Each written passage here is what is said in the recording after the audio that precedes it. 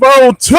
It is going down on a beautiful Saturday morning. This is your boy, Raashaan Myers, 96.1 FM, 1450 AM, Big X Sports Radio, and this is Wake Up 502. And we are excited to talk about this or that. Who is Milan Momcilovic going to select? Big man, Iowa State, 6'8", 230 pounds, absolute sniper of a shooter from downtown. And you know what? We have more transfer portal drama, people. I am so happy to be in here this morning on what a lot of people are, calling Decision Day. And Big Blue Nation is on pins and needles trying to find out if they can finally actually win a transfer portal battle for any player that anybody else wants. And I am absolutely here for it. We have so much to talk about today. Of course, we're going to continue to follow the Milan Momcilovic decision as it is more than likely going to come today. I don't even think it's going to make it to Sunday. I've been saying that I thought that he'd make a decision before Monday, but from the sounds of it, it sounds like we are coming up to the home stretch of this recruitment, and I'm going to give my thoughts on, when this is going to happen, my thoughts on what it means for, honestly, both teams, just everything that's gone into it. Of course, I want to get you guys' conversation and thoughts on that, 502-414-1450. That is the Game Day Men's Health text line. Would love to hear from you. Would love to hear your thoughts. And this is not just for Louisville fans. This is Wake Up 502 is not a Louisville only show. Okay. So, I know that I am a supporter of, the University of Louisville. As you can see, I'm wearing my nice Adidas, Cardinal gear this morning. But this is not a Louisville only show. Kentucky fans, you are more than happy to engage. Arizona fans, which the other Wildcats are also a part of this decision today as well from Milan Momcilovic. If there's any Arizona Wildcat fans out there, if you want to get involved, this is not a Louisville centric show. I'm not going to tell you why Milan is coming to Louisville and why he makes the most sense for Louisville and why he should be there. I'm not talking, I'm not here to just tell you that any of this is happening or why this is going to happen. This whole recruitment, this whole decision has been just amazing to watch from the jump. It's been very interesting the way, the differing fan bases have reacted to this guy.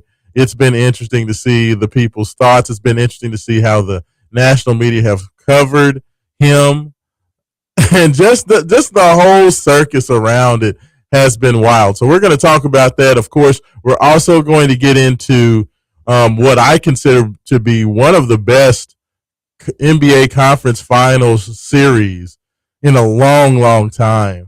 Spurs Thunder Game 7 coming up tonight. I cannot wait for this game to happen. We're going to get into that. We're going to break down, what I think, what we've seen so far, what I think is going to happen in Game 7.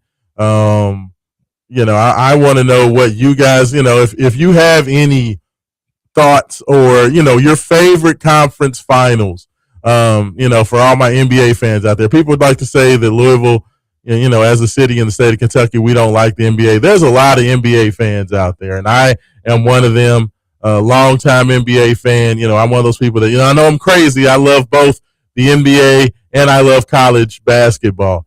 And I'd love to know what you guys think about, Wemby and the Spurs, the young Spurs trying to beat the defending champs in the Oklahoma City Thunder. I'd love to know what you think about that. I'd love to know if you have a favorite conference finals, from yesteryear. I'd love to know that as well. So give me your thoughts on Milan Momcilovic if you know where you think that he's going. If you all have any scuttlebutt on what's going on, of course, I have my sources and what I'm hearing as well. So, we'll discuss all of that and more And any other foolishness that comes around. University of Louisville has a schedule released. They released the opponents home and away for Louisville basketball. So that's something else that we can look at and discuss a little bit later. So there's plenty of plenty to get into, but of course we've got to talk about this Momcilovic stuff first. Everybody wants to know what's going on. Twitter has been just crazy. Twitter, I don't know what's been crazier. The Oklahoma City Thunder fans whining and crying about the Spurs playing physical basketball, or Kentucky fans whining and trying to tell everybody why it's a no-brainer that Milan Momcilovic is coming to Kentucky. Like, I don't know who's done more. I've seen a whole lot of both. But let's get into it, man. Let's go ahead. Let's get into it. Let's talk about Milan. Let's talk about who he is. Let's talk about what he brings to the table, why he's important. Okay, so this is a guy that I have not talked a lot about, just because simply the thought that Louisville was going to really be an honest contender for him, I just didn't think that was going to happen. On top of the fact that I thought that the young man was going to stay in the NBA draft. Milan Momcilovic was a guy who waited until the very, end of the deadline to make the decision to come back to school. He was one of a handful of guys that we were watching for if they were going to stay in the draft, if they were going to go pro, along with, Koa Pete was a guy who was right there on the border, not sure if he was going to come back. Matt Abel, a guard from NC State transferring to UNC, he was a guy who was on the fence. He ended up coming back to school. So, Milan was one of those guys. I know people will say Flory Badunga. I really feel like Flory Badunga was always a foregone conclusion. He was coming back to school, in my personal opinion. So that was not really a lot of mystery for Louisville. Louisville has, their team intact. So with Louisville having the 11 guys that they had so far, while I thought Louisville may add another piece or two as depth, developmental type guys, there just hasn't been a lot of conversation about Milan Momcilovic, just because I just did not feel like he was going to be a realistic possibility. I thought he was going to go pro. And if he did not go pro, it just really felt like there are other options out there, other schools or other programs that I figured would have been at the forefront, but people just kept talking about him and kept talking about him, and I didn't want to entertain it. I did not want to engage in it because I was just like, there's no way. Like, well, first of all, let's talk about, okay, I won't get into the programs yet. Let's just keep it with Milan. Milan's the best shooter in college basketball. Okay, this is he now holds the title that Isaac McNeely had in the portal last year. The best shooter in the portal, arguably the best shooter in college basketball, into the transfer portal looking for a new home. So Milan fits that role this year. Louisville basketball got the best shooter in the portal last year in Isaac McNeely. This year, they're going after Milan Momcilovic to basically fill that same role. My thoughts on him.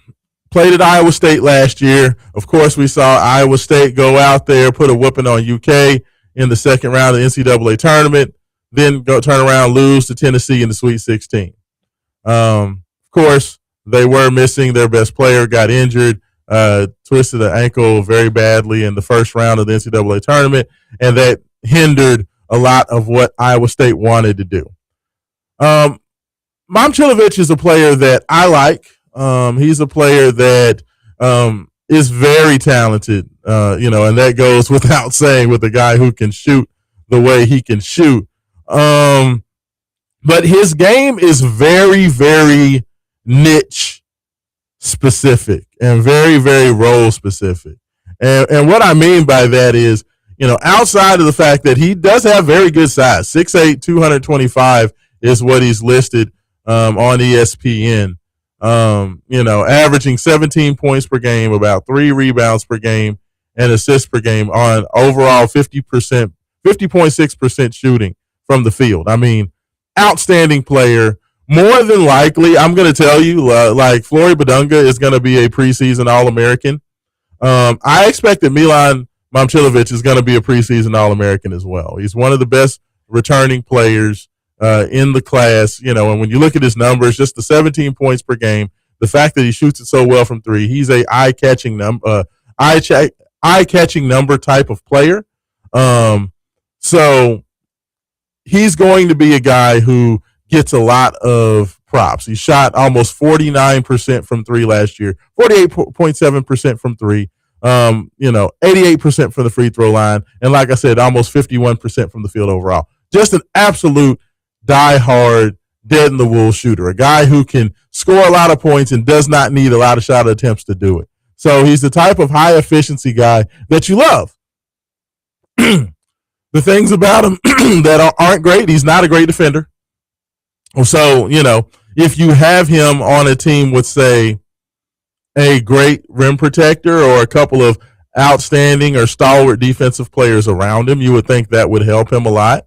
I think that would be something that would interest him in the University of Louisville, because you do have a couple of superlative guys that can defend in, Deshane Montgomery, Carter Knox, and then, of course, Big 12 Defensive Player of the Year, Flory Badunga, which Milan knows very well because both guys played in the Big 12. Milan is a guy who I feel slots more as a 4. Of course, Louisville already has a guy there, in Alvaro Fulgaris. Similar guy with similar measurables. Fulgaris is a little bit taller, a little bit bigger, better athlete, but not the shooter. Good shooter. Alvaro is a very good shooter. I would think Milan could slot in at the 4. I do think that he can play at the 3 as well. So, I do think he does have some position flexibility, but he's not going to be a standout defender either position. I think he slots better at the 4 just because you don't need to necessarily be as quick on your feet playing at the 4 spot. And with his size, he's got good enough size to be able to play at that 4 spot and be okay. But he is a very good player. And at the end of the day, he's a guy that if he catches the ball and he has any sort of space, quick release, and he's just a knockdown shooter. That's what he brings to the table. That's what his value is. That's where he's going to make his money, both at the collegiate and at the next level in the NBA, whether it's as a draft pick or as an undrafted free agent. That's where he's going to make his money. He is a professional shooter. Just think Rain Smith, except, 7 or 8 inches taller. I think that's probably the best way to describe Milan. Like, he's a guy who's not going to do much else. I mean, he's big, so he gets you 3 rebounds a game. He averages assists a game just because, double or triple teaming him or, having to watch him off of screens. At some point, he's going to get an open shot. So, I think that he's a guy that is going to help whoever comes to him. So, I love him as a player just for what he does in his role, but I don't think that Milan is a guy who is a, how would we say it? I don't think he's a guy who's necessarily a program-changing player, okay? He's not a guy that you say, okay, we have this guy, now we are A, B, and C. Now we're a championship contender. Now we're I just don't think he's a guy who's going to be going to be like Isaac McNeely, literally. He's a little bit taller than Isaac. Isaac was around 6'4", 6'5", where Milan is 6'8". But other than that, athletic profile is about the same. His ability to get by defenders, get around guys, stay in front of guys, all that stuff is about the same between he and Isaac. So he kind of fills that exact same role as Isaac. And as we saw last year with Isaac McNeely, great shooter. He's a guy that if you can get him set up and all he's got to do is stand there and shoot the ball, he's going to knock it down. But he's a guy that if, the defenders get up in him and don't give him that, daylight, it's a little bit tougher for him to get a shot out. Now, I will say the difference between him and Isaac McNeely, because Milan is 6'8", he needs less space to get open and be comfortable shooting. And he's a little bit better shooting One of the biggest issues with Isaac McNeely last year was Isaac, when he got his feet set and he could go straight up and down and shoot the ball, he was about 70% shooting. The problem with Isaac McNeely last year was every time Isaac was fading sideways, falling backwards, things like that, his shooting went down a lot. Like I'd say he shot under 30% in those situations last year for Louisville. Milan's a little bit different because Milan, a lot like Rain Smith, can shoot the ball and he doesn't have to be square to shoot it. Like, to me, he's a higher level shot maker under duress than was Isaac McNeely. And that's why I think he's a little bit more valuable than what Isaac would have been from last year, just because I do think that Milan, when he's slightly defended or at least moderately covered, he can still get his shot off, especially when it's a smaller defender, because of his size, because of his quick release, and just because of the fact that I have seen him take and make shots off balance a lot last year at Iowa State.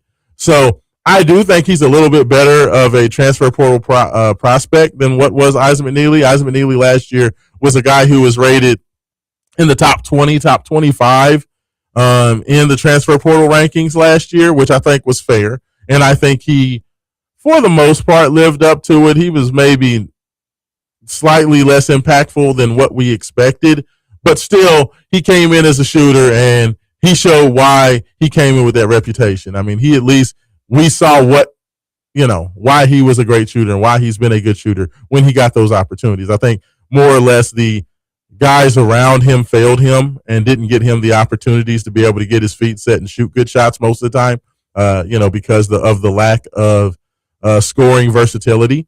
But I think Milan, he would not have as big an issue, even if guys weren't generating as, open looks. I think that he would still be fine to knock down a lot of those. So I do think that Milan is definitely a top 10 transfer portal guy. I think he's probably in that top 5 to 8 transfer type of guys. And because of him and because of his skill set and because of his reputation coming in last year from the Big 12, I do think he's going to be a preseason All-American. So, whoever gets him, it's definitely a feather in your cap.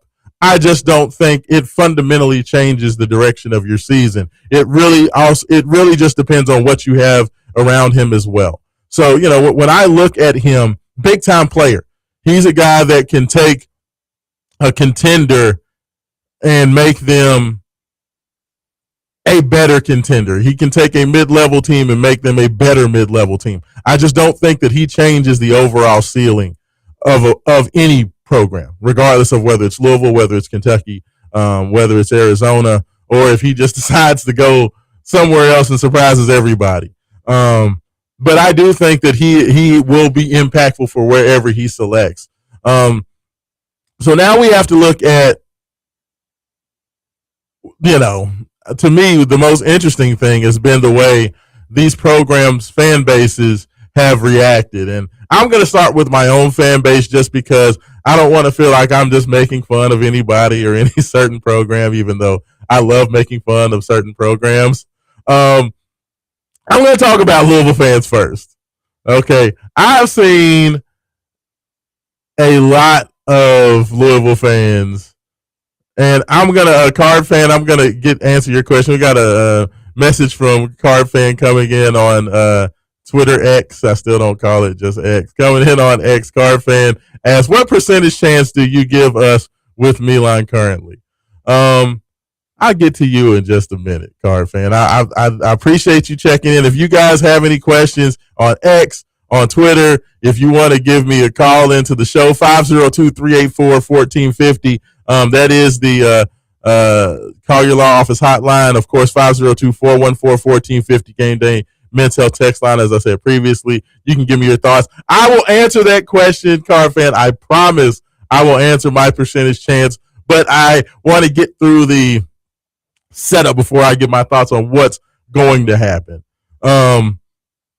But Louisville fans, about this whole recruitment, I've seen a lot of people. I've seen most people saying either, "Oh my gosh, we've got to have this dude." Like, If we don't have him, we're not a serious team. If we don't have him, we're only a top 15 team. He's a guy that makes us a top 10 team. He's a guy that makes us a Final Four contender. He's a guy that we have to have if we're going to be taken seriously. Then the rest of the people have just been like, we're not getting him. He's not coming here. I just don't even want to hear it. It's not going to happen. And it's kind of been those two things. It's not really been a little, there's not been anybody who's like, we'll get them and we'll be all right. It's been very strong reactions between there's no chance in hell and, oh my God, we have to get them or we're terrible, which is very weird that's where Card Nation is at, considering Louisville has the number one transfer portal class in basketball and has added just a bevy of very talented basketball players through this transfer portal cycle and recruiting cycle, honestly, with the two freshmen that they're bringing in. Then you have Kentucky fans. So, Louisville fans are kind of crazy and all over the place. I'll tell you where I'm at as a Louisville fan. First of all, I don't think Milan, I already feel like Louisville's a top 10 team. Okay. Louisville, with what they've put together, the players they've put together, their physical and athletic profile being upgraded severely over what it's been the first 2 years under Pat Kelsey.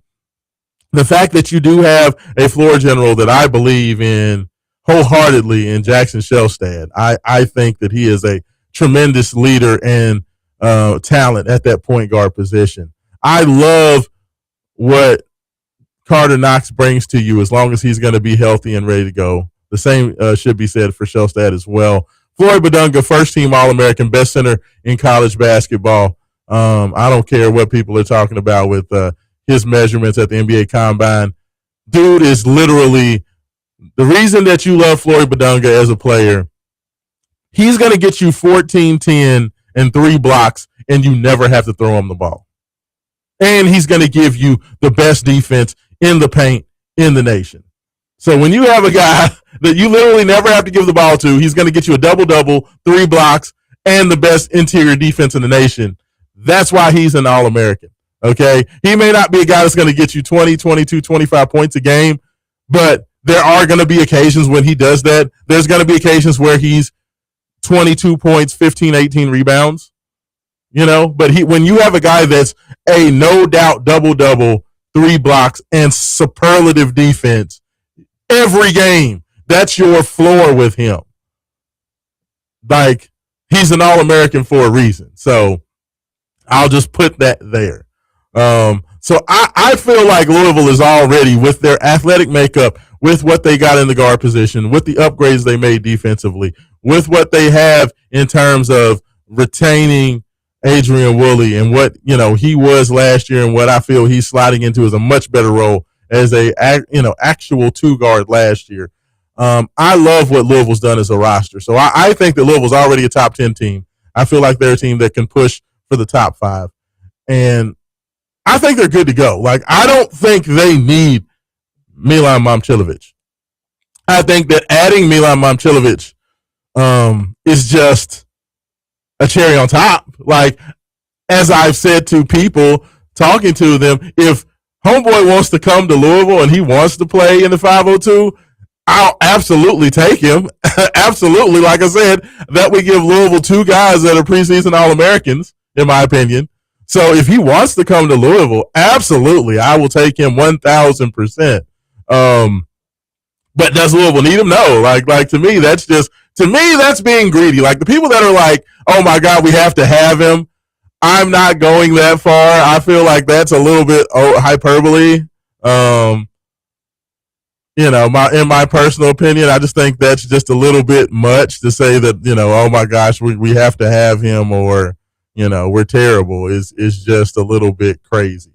I don't see that, but I do think that it makes Louisville a lot more dangerous because now you have, 2 very dangerous shooters that can play that 4 and that 3 with size. in Fulgaris and Momcilovic. It just gives you a lot more position versatility. It allows you to be able to play a lot of different ways because I do think that you can flex Fulgaris down to the 5.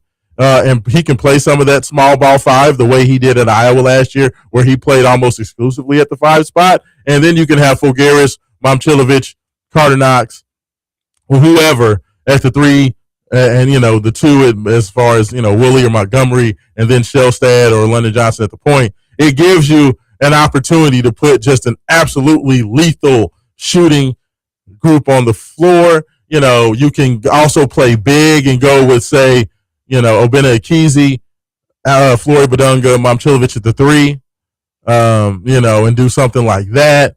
It just gives you a lot of versatility. But to me, that's being greedy because that would be almost a ridiculous lineup for Louisville to be able to have all those guys. So that's one of the reasons I never really brought it up because I'm like, no, Louisville has their 11 guys. They may bring in a couple of depth guys, freshmen or maybe lower major guys to just come in and fill spots and see if they can. But I would never expect for another All-American level type player to join what Louisville already has. But it sounds, from what I'm understanding, okay, it is a legit possibility. I understand why he would like Pat Kelsey. Pat Kelsey is very charismatic. Pat Kelsey has a system that is very friendly to 3-point shooting players. Milan Momcilovic is a guy who said that he wanted to go to a team that is a contender. Louisville is already a contender, as I've already said. That to me, they're a top 10 team already. He would be just another guy on the roster. Sometimes guys like to be able to just kind of slide into not necessarily anonymity, but just be able to be another great player on a team of great players. Like sometimes guys don't want to be the man. And I think that matters. Even when you look at Yaxel Lindeborg last year, I feel like, Kentucky was right there for Yaxel. Kentucky had the biggest bag for Yaxel, a lot like Milan Momcilovic has this year. And Yaxel decided, you know what, I'd rather go to Michigan. I know that there's a lot of guys there and that, there's a lot of players and there's a lot of things going on, but he just liked the fit. He liked what he could be at Michigan better. And we know what Yaxel brought to Michigan. So I think that there is definitely a draw to understand why Milan likes Louisville. Louisville still has an extremely competitive offer. May not be the highest offer, but in terms of fit and in terms of comfort, I can understand why Pat Kelsey would be very, very intriguing to Milan. So I'll tell you what, let's go ahead. We're already a little bit past for our first break. We'll go ahead. We'll get to break. We'll continue to read your texts, your messages, 502-414-1450. That is the Game Day Men's Health text line, 502-384-1450 if you want to get in on the Collier Law Office hotline. Continue to send us your messages on Twitter, on Facebook, wherever you're listening to us. This is Raashaan Myers. This is Big X Sports Radio, and we'll be back on the Big X.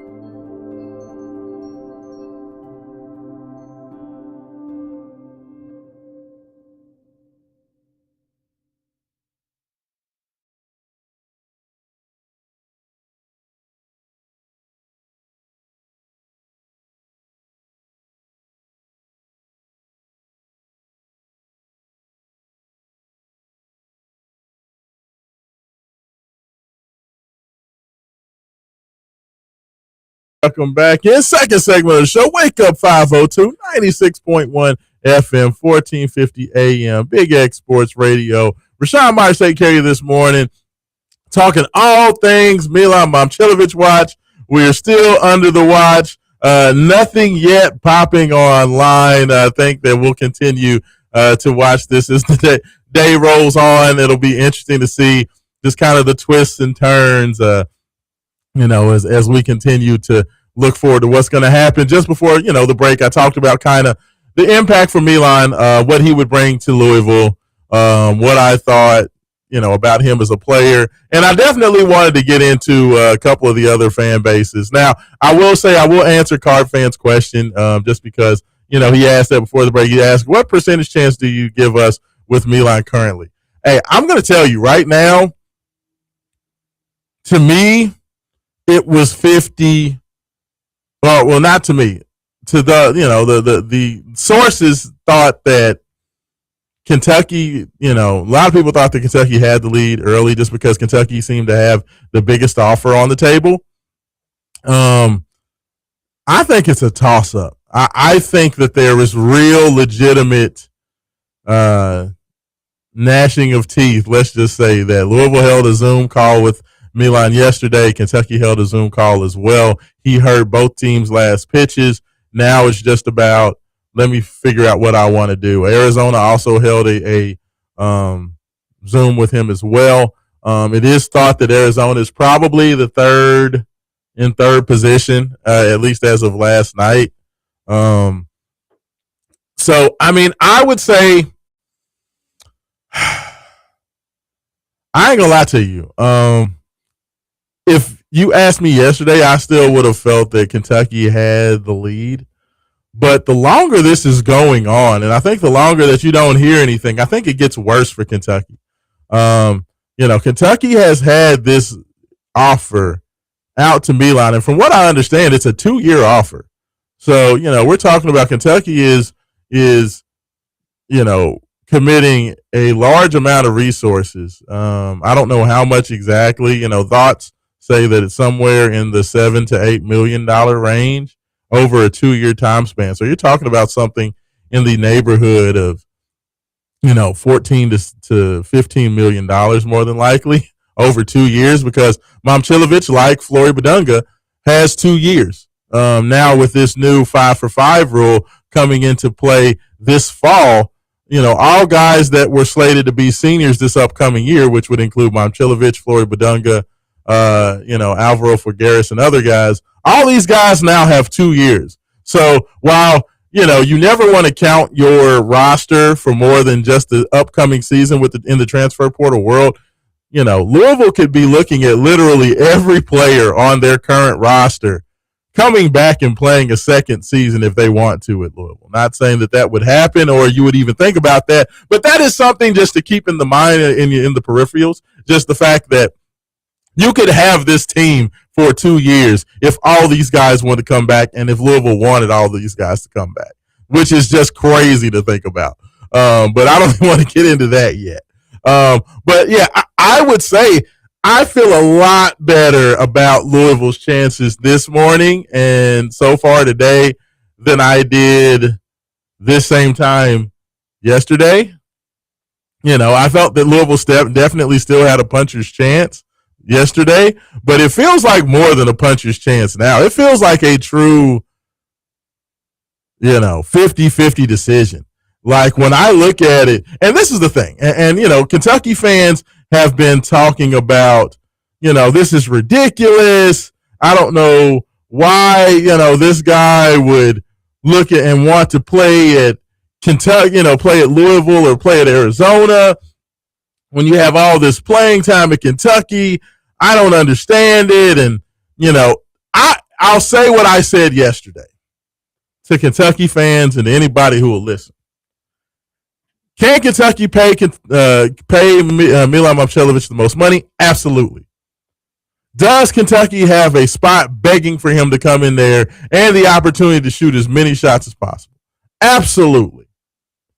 Kentucky has two things that are working against them right now. First of all, Milan said he wanted to play for a team that's a contender. Kentucky's not a contender right now. And Kentucky fans would argue, okay, well, but look, we feel like these guys are great. Everybody said Zoom is great. Everybody, Zoom Diallo, if you know, I know I'll say Zoom and some people don't know who I'm talking about. Zoom Diallo is great. Alex Wilkins is great. Cam Williams is great. You know, Usman Njai, the transfer coming over, looks like a, you know, 3-point shooting 7-footer that's just amazing. Malachi Moreno just came back from the NBA draft, and he's, you know, he almost went to the NBA draft, so he's got to be great.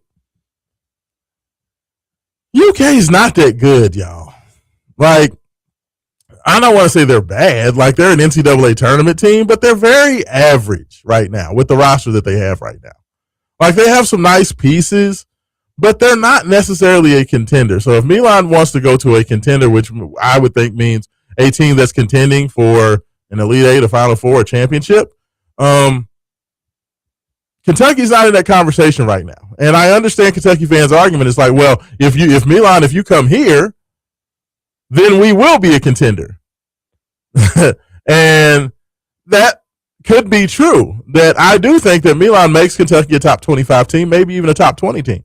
But is that a situation that Milan wants to get into? Because the two things that are very unattractive about Kentucky right now, they are extremely desperate. Their desperation, and some would say maybe the desperation of their coach, could be a turnoff. Like that, their level of desperation could definitely be a turnoff to where you are just so up in somebody's face and so just over the top that sometimes that can freak somebody out. And, you know, to me, when I looked at Milan Momcilovic and how he handled his NBA decision, stay or go decision, this is a young man that said that he was willing to stay in the NBA draft if he got a guarantee in the early second round. Okay, this is a guy who said, and this is understanding that Kentucky already had this humongous offer on the table while he was at the NBA Combine. Look, I mean, I believe Kentucky made this offer to him at the NBA Combine while they were up there watching him. And could have honestly been before that. But this big offer from Kentucky has been on the table. And even at that point, Milan understood that Kentucky had this offer, and he was still looking for just a guarantee in the second round. He said if he got a guarantee of the early second round and a team giving him a guaranteed 2-year deal, he was fine with it. So that tells me this is a young man that is not in it just looking for the money. This is a young man that's just looking for fit and comfort. And when a guy is looking for fit and comfort, I don't know if going and, you know, just saying, I want every dollar possible, that's not really been his MO this whole offseason so far. Because if it was all about, I just want every dollar possible, why wouldn't he have pulled his name out of the draft, committed to Kentucky 2-3 weeks ago? Because that offer has been on the table for the last 2 or 3 weeks. And if he's looking for a second round selection, a second round pick is going to make $1.5-2 million a year. That's far less than what, you know, this, you know, thought to be offer is from Kentucky. So if it was all about money, you would not have had this young man come out of his mouth and his agent and people around him come out of their mouths and say, I will just take a second round guarantee if I can just get into the NBA and into a good situation. So that's why, you know, for him coming back to school, I never thought it was all just about the money. And that's why Kentucky fans, I'm telling you, yes, I understand that you have the biggest offer. Nobody's going to argue with that. Nobody argued with that last year about Yaxel Lindeborg, but sometimes it's about more than money. Does that mean he's not going to Kentucky? Absolutely not. I have no idea what he's going to do. But I don't think it's just this home run that, you know, he's going to be in a Kentucky uniform, because I think that he has serious thoughts about, do I want to get into this mess? Because you're going into Kentucky and you're going to be looked at as like the savior of the program. You're going to be looked at as a guy that, oh my gosh, this is the guy that's going to take us to the promised land, and he's going to be our you know, guy who just, you give the ball to him and he just makes everything happen and makes everything okay. And Milan A is not that type of player. He's definitely a player who, is going to score you 16, 18 points per game, but he's not necessarily a go-to guy. He's not a guy that's handling the ball. Like I said, he only averaged an assist a game. He's not a guy that, you give it to him and get out of the way. That's not how he plays. And I don't know if he's interested in being looked at as a savior, even for that money. Like, to me, it feels like he just wants to get in somewhere where he's comfortable, he can be happy, he can be around a bunch of guys and just be another one of the guys. And I think he has a much better opportunity to do that at a couple of these other places. I think the Tommy Lloyd in Arizona have a very good setup. They have a lot of really nice players. They're returning a lot of great pieces from a team that, was super, super talented last year, spent most of the year in the top 5. And they have a lot of those guys coming back. They have a superstar freshman in Caleb Holt coming in as well that'll be on that team. So I just feel like, to me, one of the draws and the interest of both Arizona and Louisville, and it seems like Louisville is probably the team that he's most interested in besides Kentucky. I think he just likes the fact that he could just be just another one of the guys at Louisville. And there, some people are like that. And Kentucky people can say, well, that's not alpha dog mentality. That's just ridiculous. But I'm just telling you the way I've read the situation, and everything has played out. Now, could the money end up winning out in the end? Absolutely. If it's my son, and I'm a die-in-the-wool fan. If it was my son and Kentucky's offering a 2-year, $15 million deal, and Louisville's offering what they're offering, and I'm not saying I know it's 2 years, $15 million, but that's just, 14. Let's see, 2 years, $14 million. Okay, let's say that's it. Let's say it's just 1 year, $7 million, and Louisville's offering, probably a couple mil less is probably the, where I would say we're at, around $5 million a year. I'm probably going to tell my son to take that money at Kentucky. Take that 2-year deal and run with it, because that is life-changing money that's going to set you up for the rest of your life. Now, is the $5 million offer at Louisville life-changing money that's going to set you up for the rest of your life? Absolutely, but that's an extra $4 million over 2 years. That's still nothing to sneeze at. So, I understand, and that's why I said, at the end of the day, the money may win out and just be he may wake up today and just say, man, I'm tripping. I need to go ahead it may not be the perfect fit, but I can't turn down that much money. And that could absolutely happen. But, I just don't think it's a foregone conclusion. I think that there's legitimate decisions that are being made. And to me, if Kentucky was the clear choice, I feel like he would have done the exact same thing that we saw Tunde Yesufu, which was a great pickup for St. John's and Rick Pitino. Tunde Yesufu brought his name out of the draft and immediately committed to St. John's. St. John's put a lucrative offer on the table. Some people say it's in that $7 million range as well. $7-8 million range, whatever. And Tunde was like, yeah, okay, I'm taking it. I'm in there. I'm not even listening to anybody else. If it was a foregone conclusion that was going to be what Milan was going to do, he could have done that on Tuesday, just like Yesufu did. So the fact that he did not do that, and the fact that that's not the way that went down, tells me that Louisville has much more than a puncher's chance. And now that it's gotten all the way to Saturday with this decision, when some people, I saw some Kentucky people saying that this guy was ready to commit on Thursday. With the fact that it's now Saturday and he is not just immediately committed to the University of Louisville, I think Milan is seriously considering not taking the money and going to Kentucky. And does that mean it's going to be Louisville? I think Louisville's got a great shot. Does that mean he's going to Arizona? I think that the Tommy Lloyd and crew, have a great shot as well.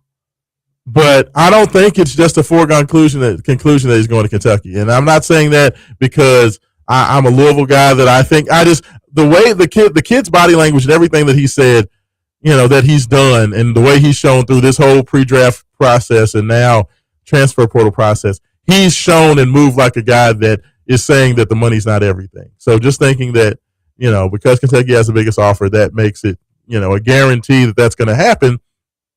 I just don't think it's that cut and dry. So we'll have to see. It's very, very interesting.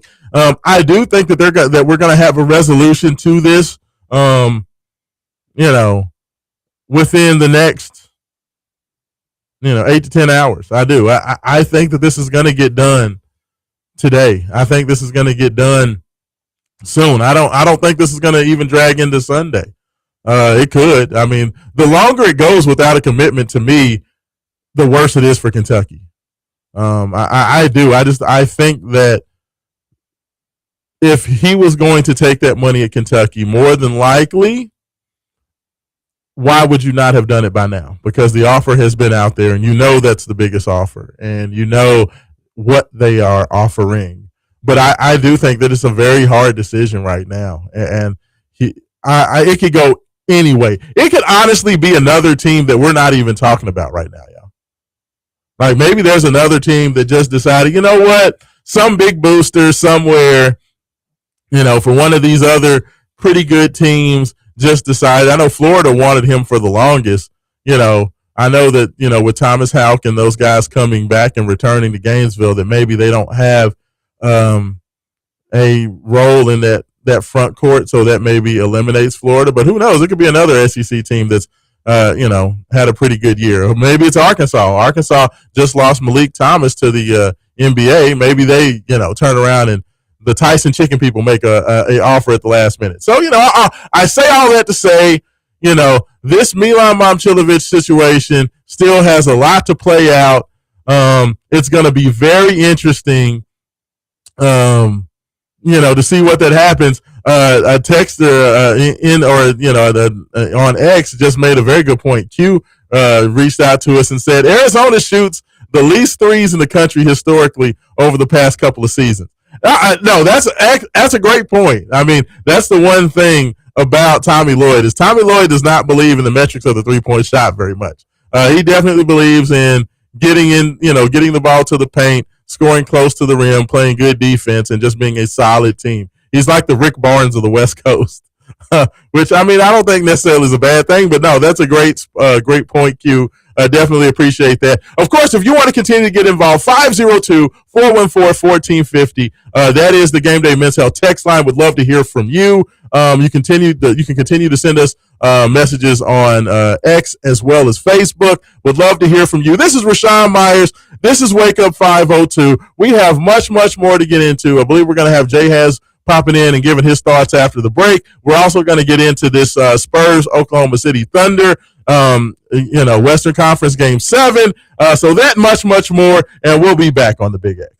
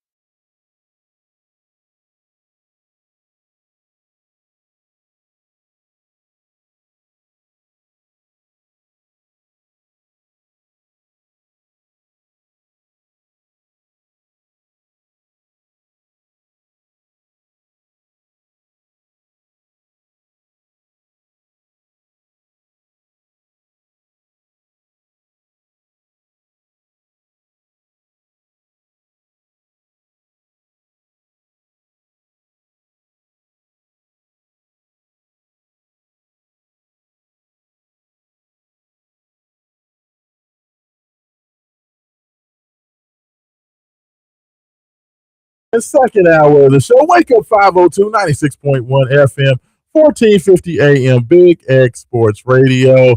This is your boy Raashaan Myers taking care of you here, palatial studios of WXVW here in the Ville, talking all things, just sports, just all things. I know everybody always says this is a Louisville show, and look, it's definitely Louisville leads the way, but I am definitely down to talk anything sports going on. Louisville Kings got a big game coming up. Of course, our boy Roman Kelly, aka Romy Bean, the voice of the Louisville Kings, the in-game announcer duties will be there. And the Kings have a win and in scenario. They get a win this weekend, and they are in the playoffs. So after that very tough 0-3 start, which in a game, in a series, when you have an 8-game season, if you start out 0-3, you're pretty much up against it, up against it from there on out. So the fact that, Chris Redmond and the Kings have been able to turn around this season the way they have, just congratulations to them. I wish we could get Roman Kelly on there to talk about that. Apparently the game between Dallas and Louisville last week was the most watched game in the UFL since the 2024 championship game. So the Louisville Kings are doing numbers. They have been a humongous addition to the UFL. And once again, the city of Louisville just shows why when it comes to sports, and this is, when I say the city of Louisville, I'm talking about everybody. This is not just Louisville fans.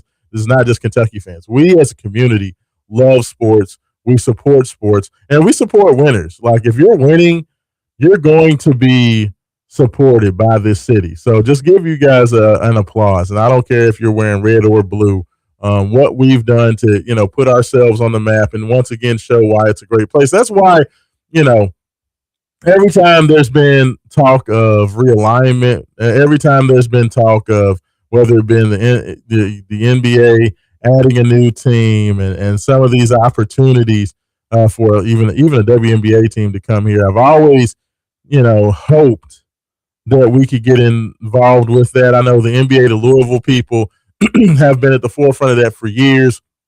It's just unfortunate that,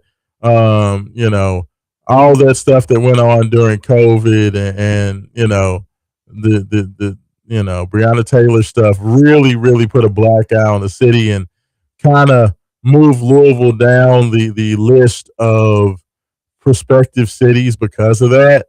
Sadly and unfortunately, and Louisville's just never gotten back the momentum with the NBA that they had after all of that. But continues to be just a outstanding city and a place for big sports to live. So just shout out to you guys. Just shout out to everybody. Shout out to the Louisville Kings. So just wanted to say that. On there. Of course, we're continuing to take your texts and your calls. It's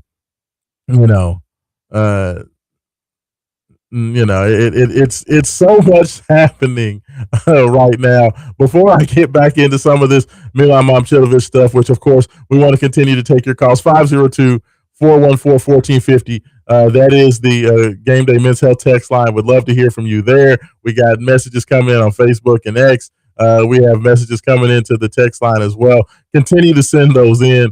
But before we get back into that, I'm laughing because there's just so many things happening and people are going crazy.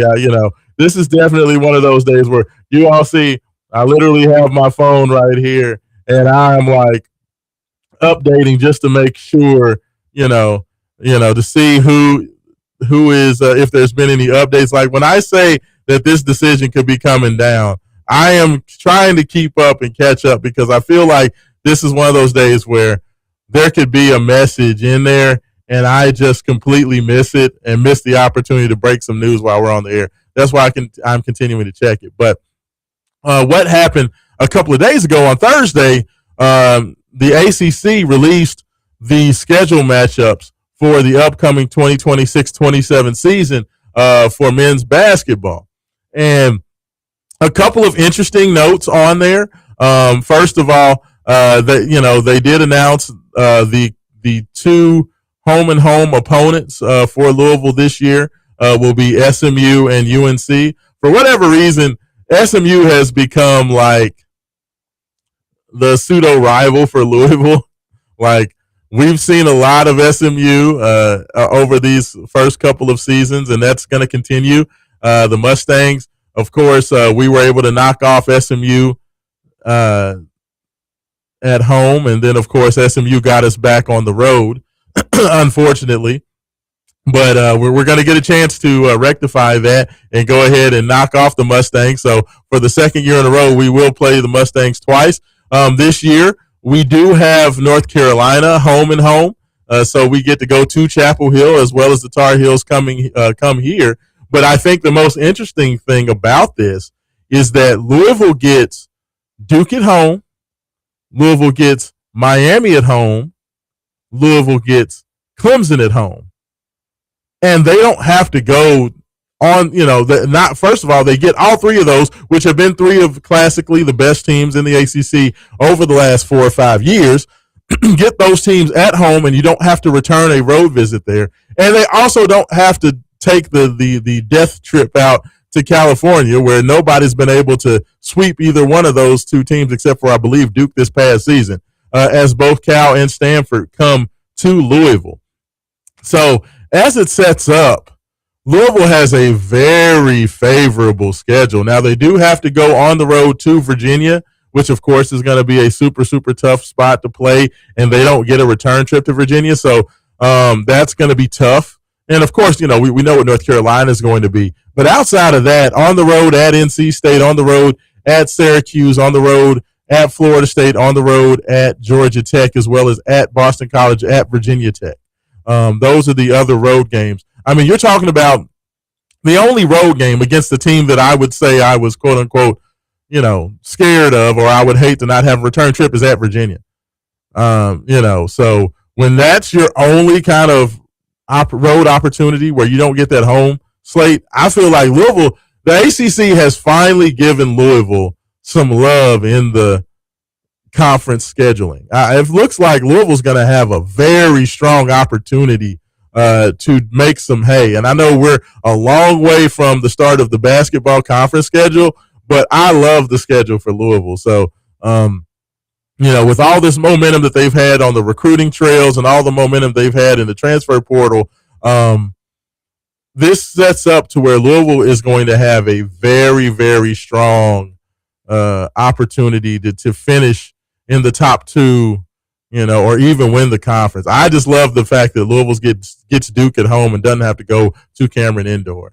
I love that. Same with Miami. Miami and what they've been able to do down there, I think that they are on the come up. I think Miami's going to have an opportunity to be one of the best 2 or 3 teams in the ACC. So the fact you get Miami at home as well, and you don't have to go down to Coral Gables and play them, Jay Lucas has done a great job down there. I just love it. I love the setup. So bring it on.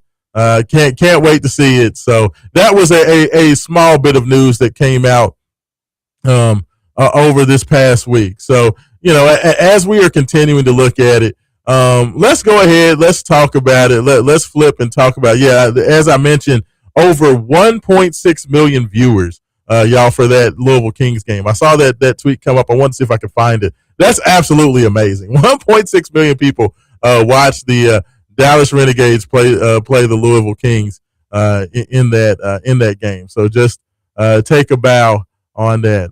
Y'all killed that.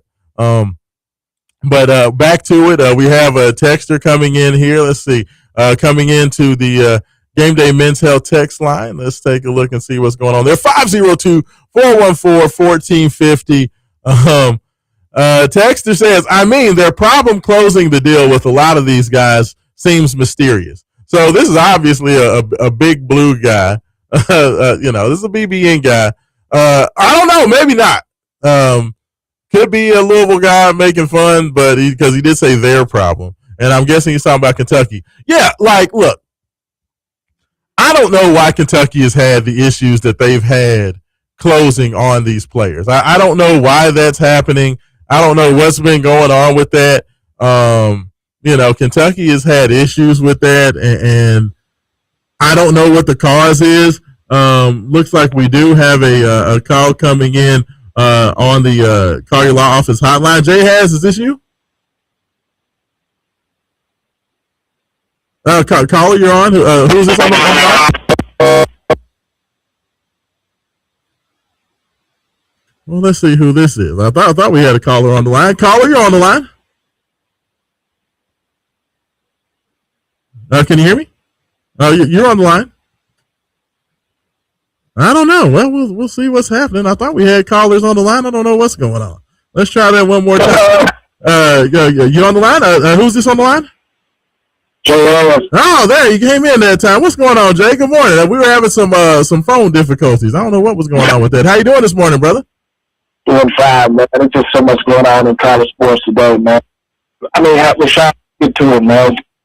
6'8" is the battle All-American. This guy from Iowa State. I mean, there's so much going on with Kentucky and Louisville.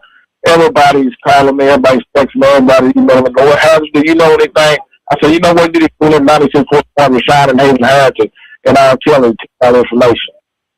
Yeah, hey, you know what? Everybody is on Milan Momcilovic watch, Jay. It's kind of crazy. Everybody's going wild. Everybody wants this big man from Iowa State. What do you think, Jay? Like, what do you do? You like him? Do you think Louisville needs to add him? Do you like where Louisville's at? Like, what's your opinion on him? First of all, I mean, you talked about it earlier week, and I'll tell you one thing: it's a tremendous addition to having, but that's just a lot of too much money for one independent person. $8 to $10 million. That's just too much money.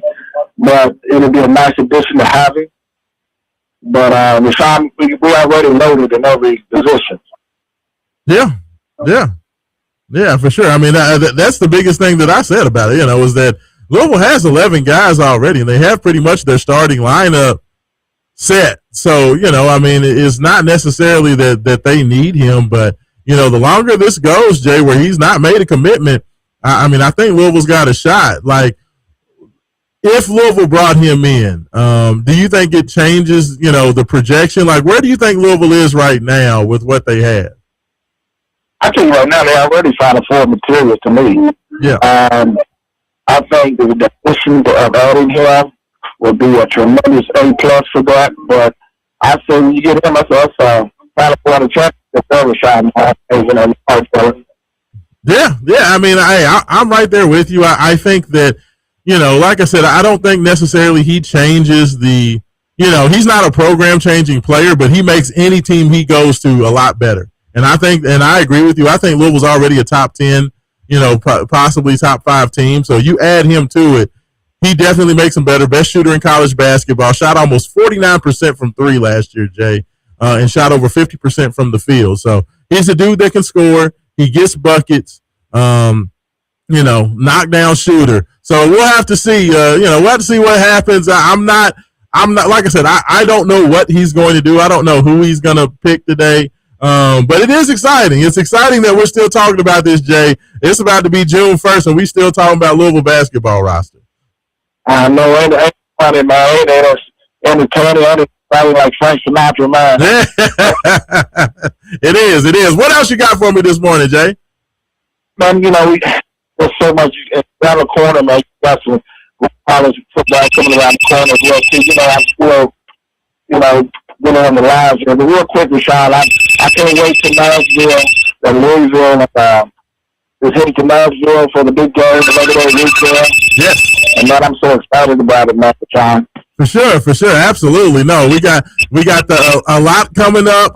Definitely, everybody, that trip down to Nashville, Louisville, Ole Miss to open the football season. We got some great news. It looks like we're gonna be broadcasting live down there.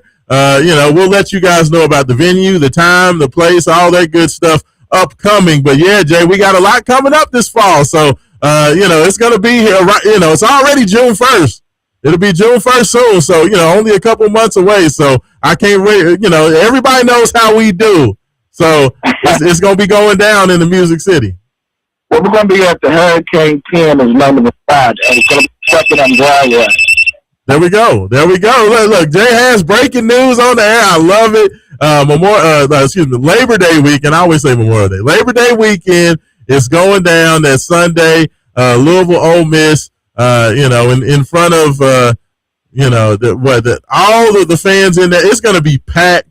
It's going to be packed with Ole Miss fans, packed with Louisville fans to kick off the season. I can't wait. We're going to be down there. So, but definitely stay tuned. Hurricane 10 is going down. So I can't wait, Jay. Yeah, another thing, Raashaan, on our closing remarks, that too, the University of Volleyball, the girls are playing Texas at noon. Yes. Just around the corner from Hurricane 10 on 2nd and Broadway in Nashville. So we're going to be checking that out as well, too.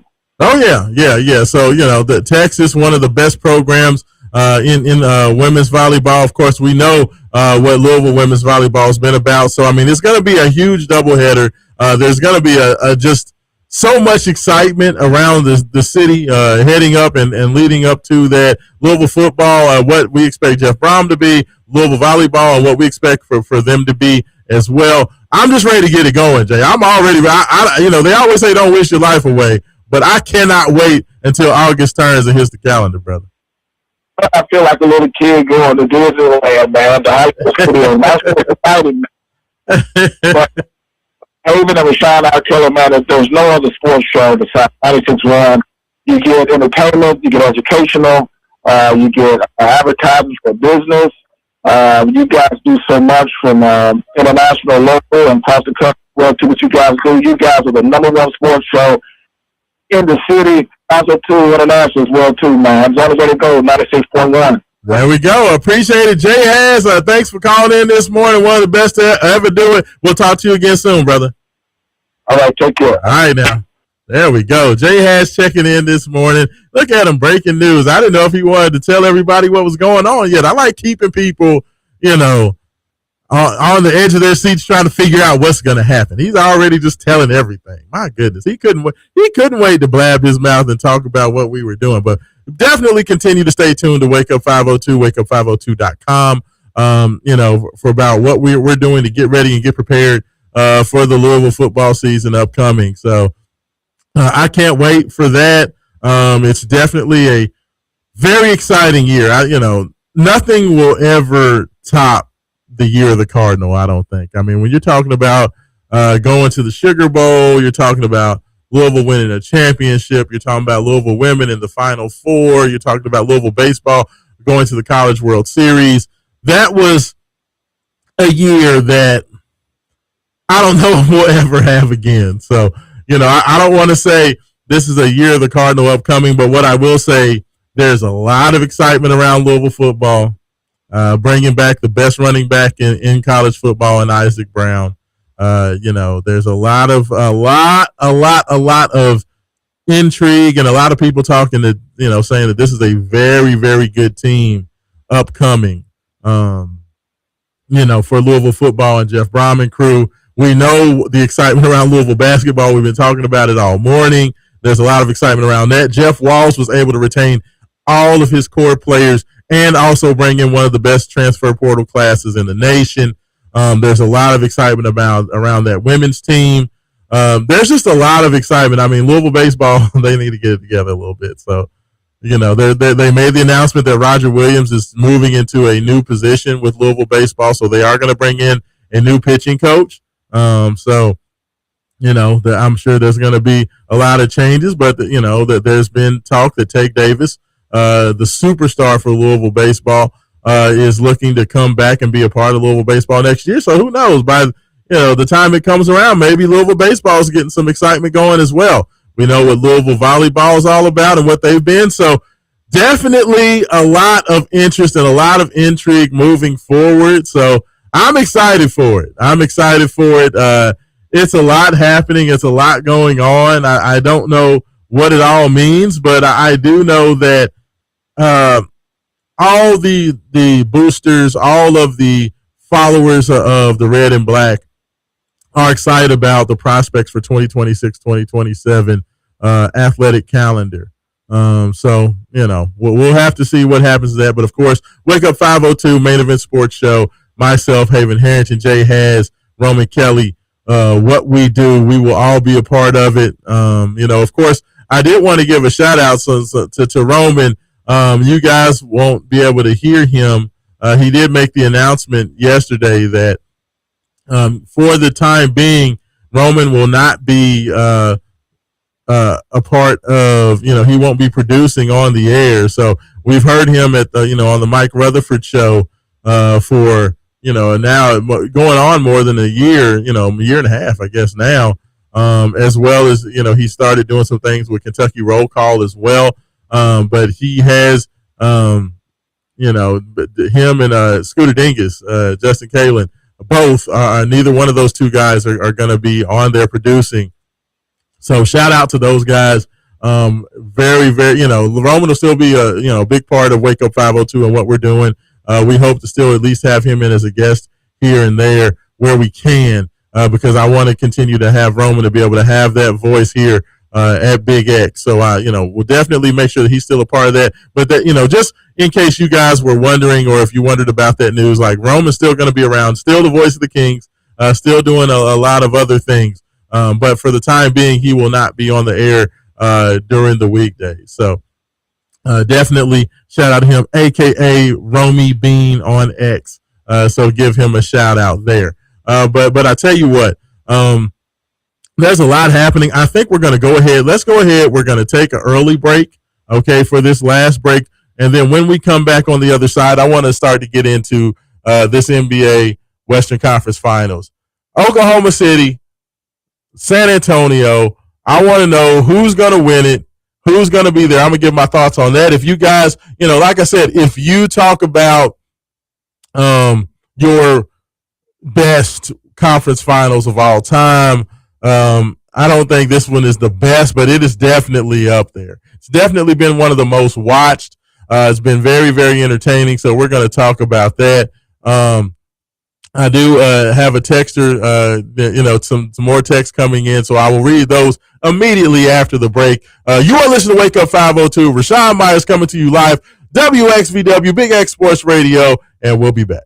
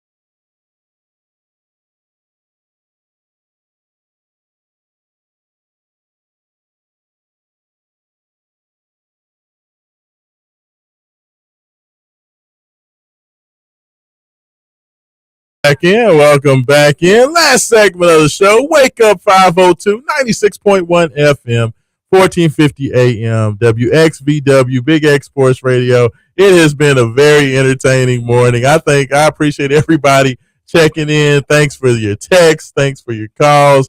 I am just super, super excited to be in on Milan Momcilovic Watch Day. It's been very hilarious just talking about it. I continue to refresh. I have not gotten any word yet, no official commitments. It looks like everybody's getting a little shaky.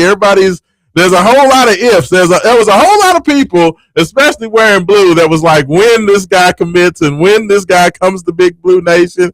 And a lot of that stuff is turning into, well, it maybe. And Kentucky's done all they can. It's just very everybody. I don't know why everybody's stressed out. I understand why Big Blue Nation needs Milan Momcilovic. They definitely need him.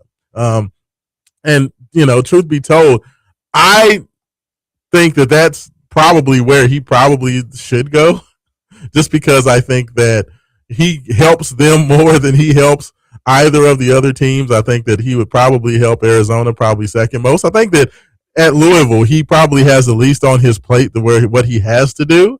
So I don't know. It's just very wild. This has been a very wild recruitment. It'll be interesting to see what happens with that. Do want to get to your messages and your text. Thanks so much. 502-414-1450. That is the Game Day Men's Health text line. Texter says, I agree with you. I think that if Momcilovic wanted to be at Kentucky, this would already be done. I don't think he ends up at UK. The longer this drags on, the less likely it's Kentucky. Yeah, I mean, that's the only thing that I continue to get out of this. Like, to me, if it was cut and dry that Milan was going to Kentucky, I feel like it would have already been done. It just doesn't make any sense that with the offer that Kentucky's gotten out there, you've had the Zoom calls with everybody else. Everybody knows that Arizona doesn't have that money. Everybody knows that Louisville has an offer, and Louisville's not budging off what they've spent because of, how much they've spent already in the transfer portal. So if you were going to Kentucky, you were taking the biggest offer. Why would you not have done that by now? So, I mean, I think that there's definitely an element of that in there where it's just like, if you were going to pick Kentucky, wouldn't you have already done that? Which I think that's a possibility. I don't think Kentucky's out of it by any stretch of the imagination, just because when you have that offer out there and you have the pedigree of Kentucky and you have, that million-watt light bulb that is Kentucky basketball in college basketball, that's always going to be a draw, and that's always going to be an opportunity. And when they have the biggest bag on the table, there's a lot to like about going to Kentucky at a program that really needs you. But it just feels to me like Milan is a guy who does not want that white hot light on him. He just doesn't seem like he wants to be the savior of a program. To me, it just feels like he wants to be another good guy. So we'll see what happens with that. Like I said, I'm going to continue to refresh right up to the end of the show, just in case anything breaks or happens. Nothing popping at the moment, just a lot of conjecture and a lot of people just talking about maybes and ifs and what's going on, but I don't see anything happening as of yet. We also got some messages into X talking about the NBA playoffs, which is what I want to get into. Oklahoma City, Q messaging in saying Oklahoma City is 9-0 coming off a loss in the playoffs, and also 9-0 at home coming off a loss since 2018. That's impressive. Like, the fact that Oklahoma City has not lost 2 playoff games in a row, since 2018 is insane. Like, to me, just the fact that, the Thunder have been that consistent, the fact that they were able to shake off losing game 1 against the Spurs, of course, win game 2 in a very hotly contested battle, then kind of just handle the Spurs at home in San Antonio in game 3, where, the other Jay Will was just absolutely on fire, and they just could not miss. The Thunder they've been unbelievably resilient. They are the champs for a reason. Shai Gilgeous-Alexander, for whatever you talk about him, you call him the flop master, you call him whatever you want to call him. He is a super talented player. The Thunder did not get here by accident. The San Antonio Spurs are well ahead of schedule. I didn't think that they would be sniffing the Western Conference Finals until at the earliest next year. I thought that Dylan Harper was going to need at least a year under his belt. I didn't think that Carter Bryant was going to be playing at all this year. So I thought if anything, Carter Bryant might be a nice rotational guy next year. The fact that Harper and Bryant are both playing in this final, and Harper's playing as well as he's playing, and Carter Bryant's been one of the most valuable defensive reserves on the Spurs team this year. It's just amazing. It's just a testament to Mitch Johnson. It's a testament to the abilities of this team. It's a testament to Victor Wembanyama just being a superstar with the hunger and the aggressiveness. Like, I know a lot of people were kind of mad. I don't want to say a lot of people.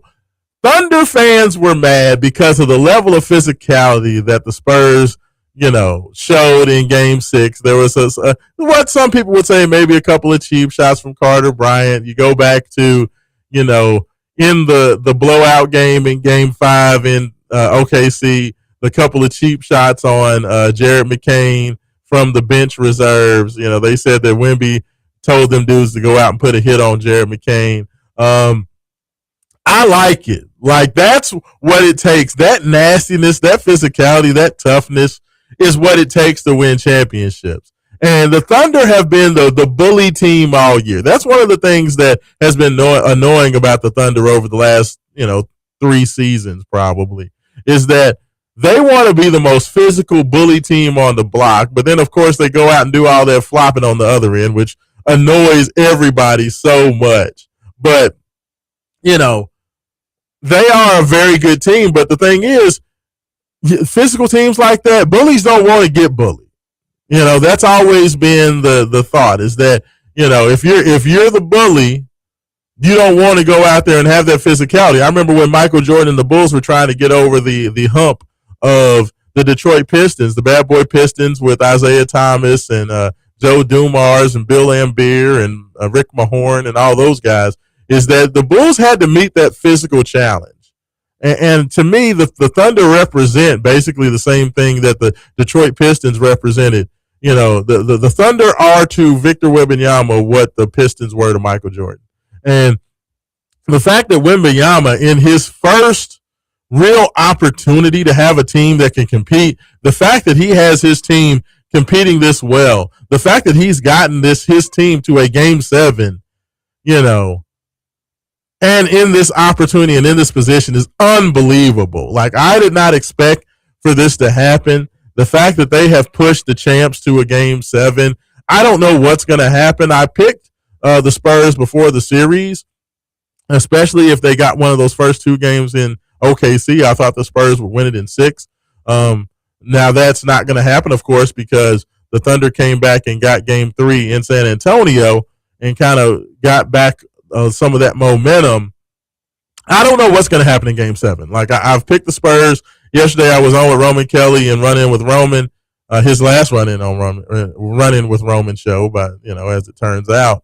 And I picked San Antonio to win it just because that's, I have thought that the Spurs were going to get it done because of how they've played all year long. I thought that this trial by fire, if they could get there to the Western Conference Finals, I just thought that they were the better team between them and OKC. But the one thing that I'm going to say that gives me pause for, saying that no doubt the Thunder are going to get this done is just the simple fact that the Spurs just shoot too many 3-point shots. They shoot too many 3-pointers, man. Like, I don't know why they go out there and feel the need that they have to go out here. And I know they're young. And that's the answer, right? Is they're a young team.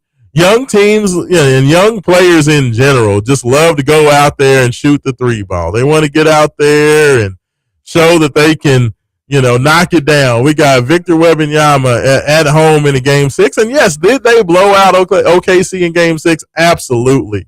But you're not going to win shooting that many threes. Like, they go out there, they shot 41 threes against the Thunder in game 6. 41 threes. Victor Wembanyama himself shot 9 3-point shots. They got away with that at home with Wembanyama shooting 9 threes. Yeah, Devin Vassell, I'm okay with Devin Vassell shooting threes. He's their shooter. I'm fine with Champagnie shooting 6 threes. I'm okay with that. But you're not going to get away with that. And mainly it's Victor Wembanyama. I hate when Victor goes out there shooting all those threes. You know what I like as far as 3-point attempts from Wembanyama? 1 of 2. 2 of 3. You know, even 1 of 3, I'm okay with that if it's only 3-point shots. But you're not going to hit those games on the road in a game 7. Like, young players notoriously shoot better at home than they do on the road. And to me, I feel like if the Spurs come out with this mindset of just jacking up threes to start the game the way they did at home in game 6, I could just see this getting away from them early because I just don't think those shots are going to go down on the road. I mean, Victor hit 3 threes in the first quarter of that game and hit some very difficult shots. I don't think you can win like that. I don't think that's a recipe for success. The Oklahoma City Thunder have valued getting the ball to the rim and getting the ball to the hoop. And, of course, they did not get the opportunity to go out there and, you know, live at the free throw line. They only had 12 free throw attempts in game 6, which is one of the reasons why they got blown out, is because the Oklahoma City Thunder they have to get to the free throw line 20 to 25 times. That's just a part of their recipe, especially against the Spurs team that has the athletes that they have, and they play very physical defense.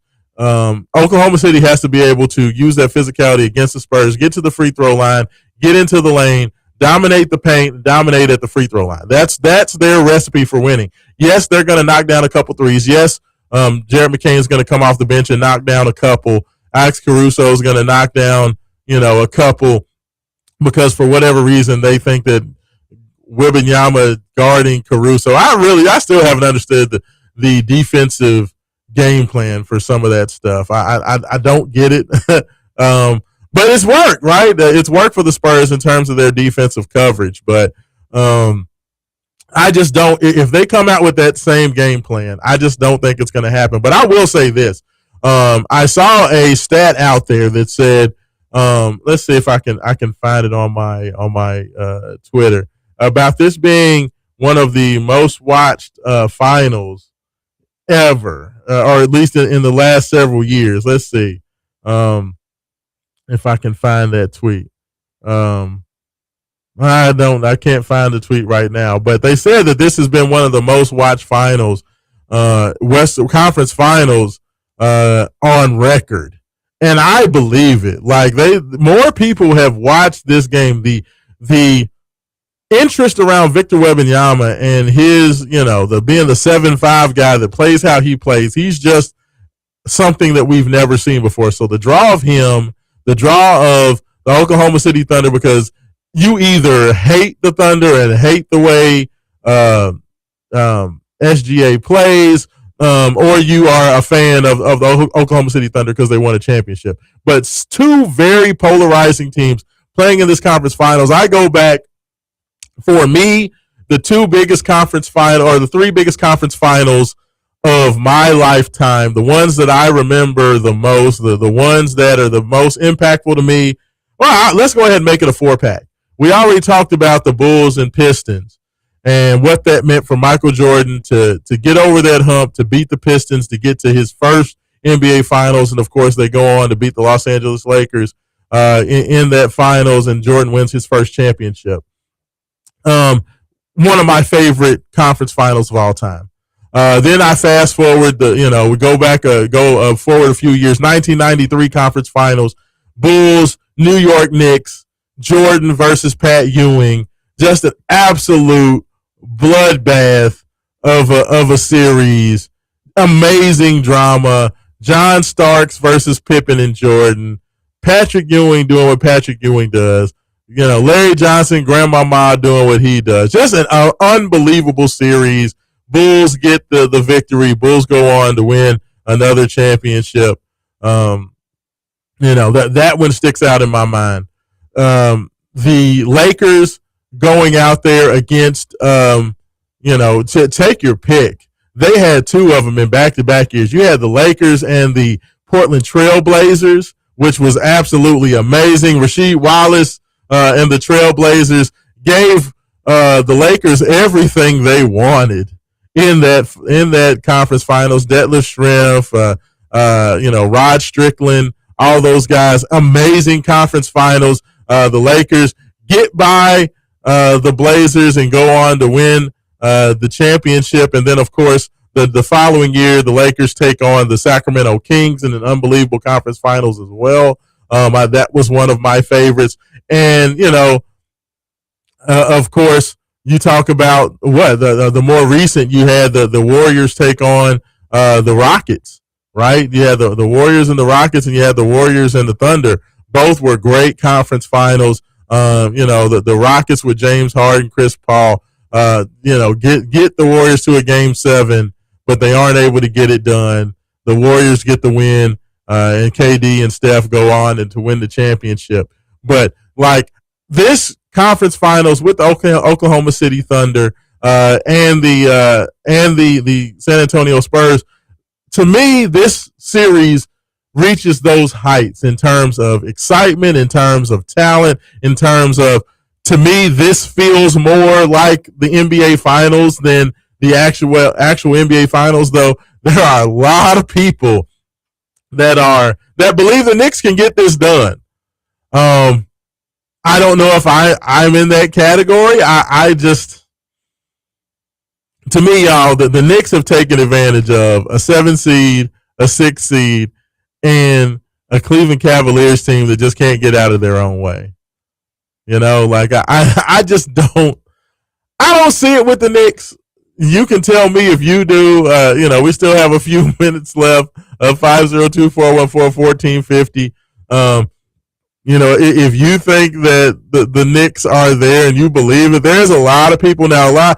Granted, a lot of these people that say that they believe that the Knicks are real deal are Knicks fans or people that are from New York, and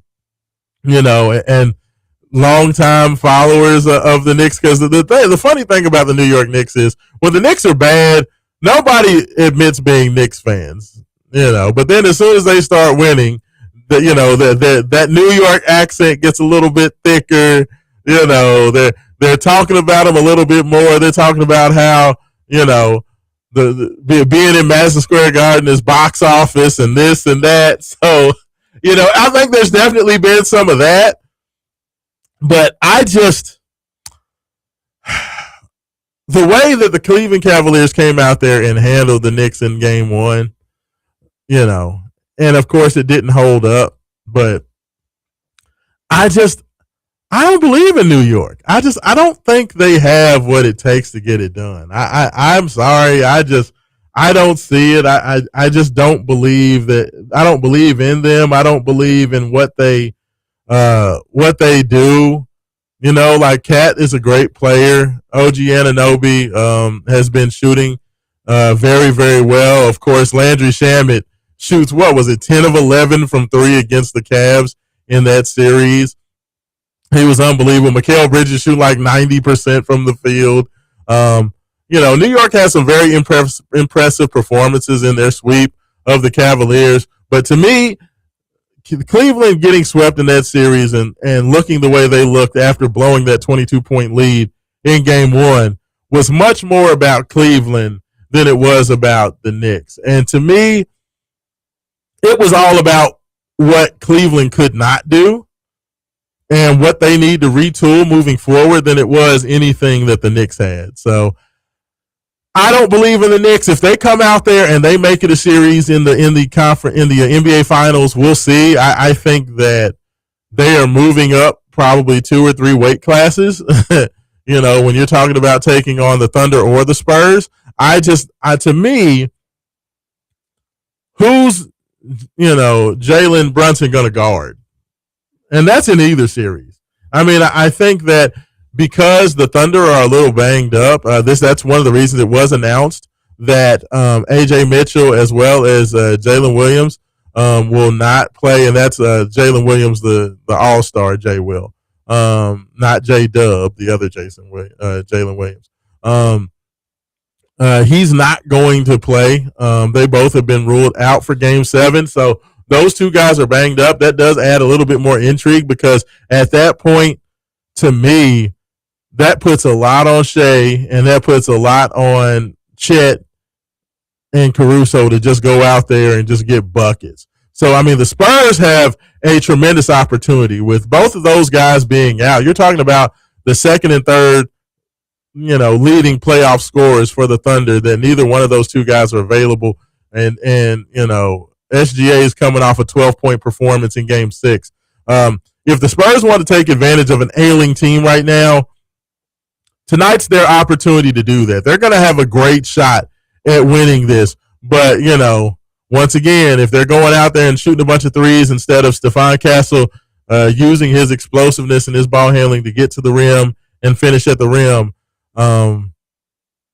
the Thunder will sneak up and they'll find a way to win. You'll have guys like Isaiah Joe coming off the bench, Kendrick Williams or Kyrick Williams or whatever his name is. Is it Kyrick Williams or Kyrick Mitchell or whatever his name is? You'll have that guy coming off the bench with his big old beard hitting threes. It'll just be one of those games that you'll just be annoyed with, and the Thunder will win it. But they do have the opportunity to win it.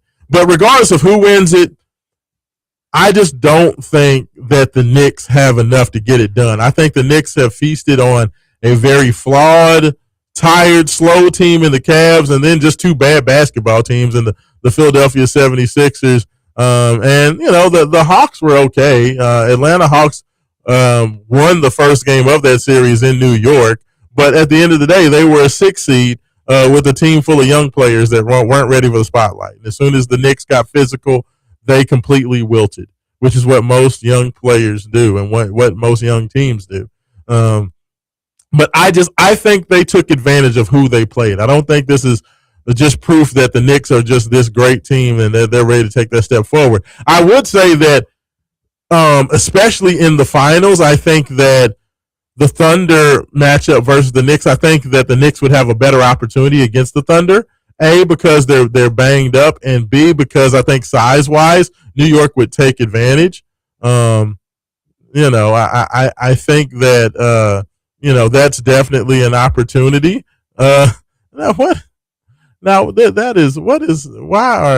Somebody's talking smack on the YouTube feed, talking about the Louisville Queens are not going to make the playoffs. Too weak. That is very mean. Like, the Kings have had a good season. Why are they the Louisville Queens for? Come on, Sean Hampton 7402. That was just an unnecessary comment. The Kings have turned their season around. They have an opportunity to make the playoffs after everybody left them for dead, and you gonna come here just being mean and talking about them. That's just very mean. I don't know why we need to be mean to the Kings, but they're gonna have a chance. They're controlling their own destiny. I mean, like they talked about. If they beat the Columbus Aviators, they get this thing done. So we'll see what happens. They're on the road. They got to win this game in Columbus. Game is tomorrow, 6 p.m. Eastern time. So make sure you check on that. But I don't know why we needed to just have that shot at the Louisville Kings for no reason. But I digress. Like, to me, this finals, I do, as I was saying, I do think the Thunder, if the Knicks and Thunder meet, because the Thunder are a little bit unhealthy right now, to me, I can't do this radio show if you're going to keep saying hilarious. So you said playoffs. Are you kidding me? You're talking about playoffs? Yes. The Kings, I'm talking about the Louisville Kings in the playoffs. Like, why are you picking on? Why are you the heckler for the Louisville Kings all of a sudden? My goodness gracious, this is what I'm talking about. But I think the Knicks would match up better with the Thunder. So if that ended up being the finals, I think that would be a finals that could go maybe six or maybe 6 games.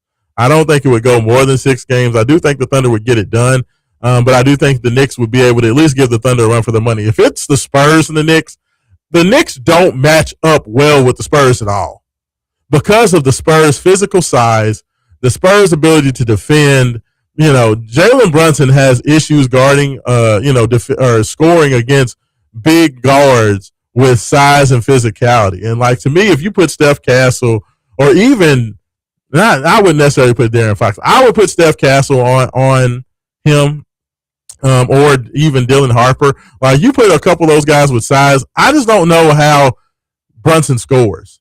And if Brunson's not scoring and he's not able to kind of just basically do what he does against that physical size, I just think that the Spurs would just dominate them.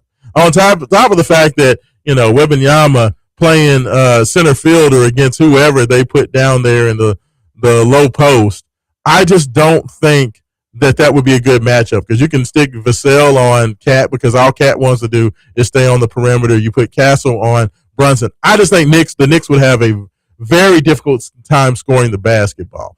So I do think if it's Knicks Thunder, it'll be a pretty decent series. If it's Knicks Spurs, I think the Spurs will win that in maybe 5, honestly. I can definitely see Spurs in 5. But it's going to be super exciting. I cannot wait to see what's going to happen. I cannot wait for this conference finals. I have not been this excited for a Western Conference finals in a long time. This Spurs team is super exciting. My son has been heckling Victor Wembanyama since he got into the league, saying Wembanyama would never win a championship. So he's very much invested in the Thunder winning, even though he probably hates SGA just as much as I do. But, he wants to be right. So we'll be watching that tonight.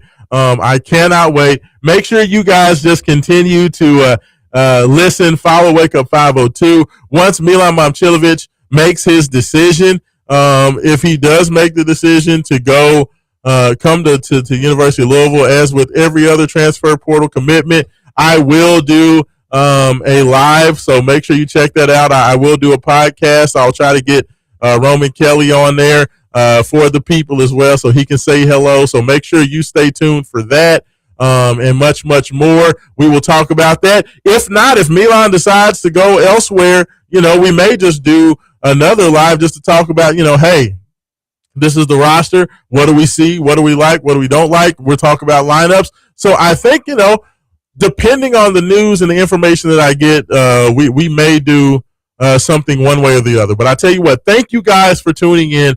Thanks, everybody. Thanks to Jay Haas for calling in. Thanks, everybody on X. Thanks for everybody on Facebook, on YouTube, for checking us out. This is Raashaan Myers. This has been Wake Up 502. Milan Watch continues, and we'll see what happens soon. We're out.